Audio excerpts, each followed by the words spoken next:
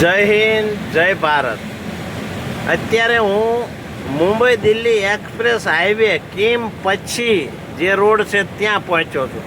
Express highway ઉપર પાણી ભરાઈ ગયું છે, તો પાણી જ છે હો. કોઈ ત્યાં ગાડી ચાલે તો દેખાય. મારું ફેસબુક લાઈવ ઉપરથી જામર કરી દેવામાં આવતું હોય અથવા એવું તો ના થતું હોય, પણ મને એમ લાગ્યું કે હું વિડીયો ઉતારી લઉં અને પછી યુટ્યુબમાં મૂકીશ, મારી ચેનલમાં ડ્રાઈવર સેવા ટ્રસ્ટ ભારત ઉપર મૂકીશ.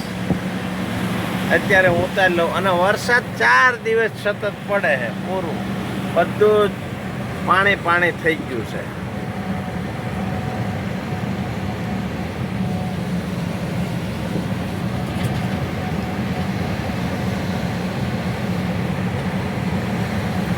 અને દિલ્હી મુંબઈ એક્સપ્રેસની હાઈવેની 6 મહિના નથી થયા હજુ, હાલત બગડતી જાય છે.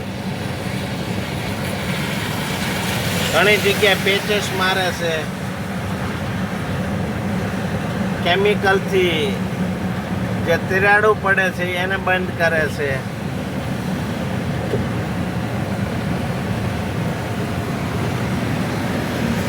પાણી ફૂલ, ચારે બાજુ પાણી. જો આ સાઇન બોર્ડ પાછું તમને કોઈને એવું લાગે કે આ ત્યાં નહીં હોય. Karjan 76 kilometre, Bharuch 25 kilometre, Delhi 1006 kilometre. ગાડી ચાલુ છે.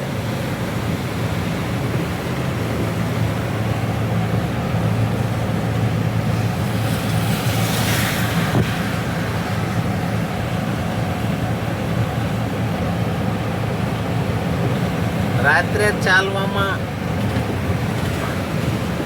આ રોડ ઉપર અત્યારે હાલમાં કન્સ્ટ્રક્શનનું કામ ચાલુ છે, એટલે જોખમરૂપ છે. એટલે આપણે દિવસે ચાલવી છીએ, રાત્રે ચાલ્યા જેવું નથી. આ જો બધું આ તૂટી ગયું છે, બધું ડામર ધોવાઈ જાય છે. આ જો તૂટી ગયું. આ દિલ્હી મુંબઈ એક્સપ્રેસ. અને હવેનું જુઓ, અલ્યા ભાઈ નરેન્દ્રભાઈ મોદી, તમને એટલી ખબર નથી પડતી કે આવા ભ્રષ્ટાચાર કરે છે, તોય તમે એમને કશું કહેતા નથી.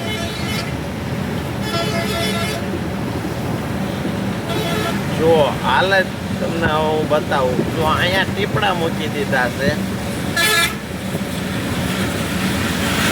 ક્યાં તારી માને પરણાવવા જવું છે?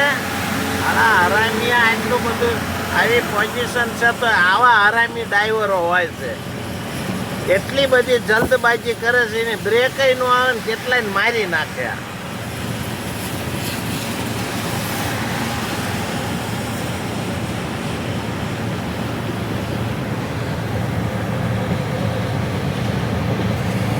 આ હરામીઓના હિસાબે એમની માયું ગાળ્યું ખાય, કારણ કે જન્મ દીધો છે એમની માએ, અને મારે નો છૂટકે બોલવું પડ્યું છે. ભૂલચૂક લેવી દેવી, માફ કરજો. પણ આવા હરામિયા હોય. માયુને તો કોઈની માને ગાળ ન દેવાય, કોઈના બાપને ન દેવાય. એને જે કરવું એ બધું. આ બધું કન્સ્ટ્રક્શનનું કામ ચાલુ જ છે. એક સાઈડ તો બંધ જ કરી દીધી છે, બધું ડાટા દઈ દીધા.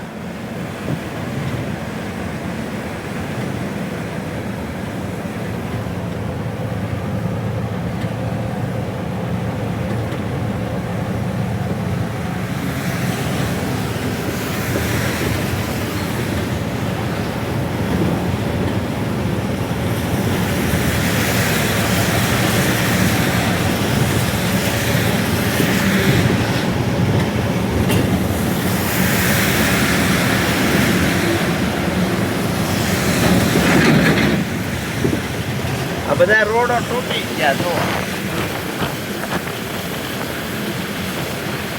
બધું પૂરું થઈ ગયું. Express highway